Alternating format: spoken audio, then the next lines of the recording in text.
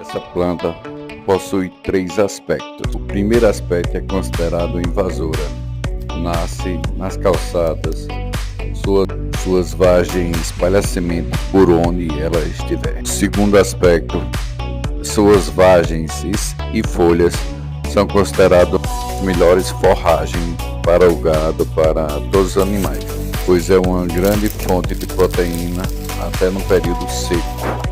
E o terceiro é uma fonte muito grande de biomassa e muito boa de poda. Muito utilizada na agrofloresta para cobrir solos. Esta é a leucena. Todos os agroflorestores têm que tê-la e conhecê-la. Para conhecer mais sobre essas plantas, inscreva-se no canal.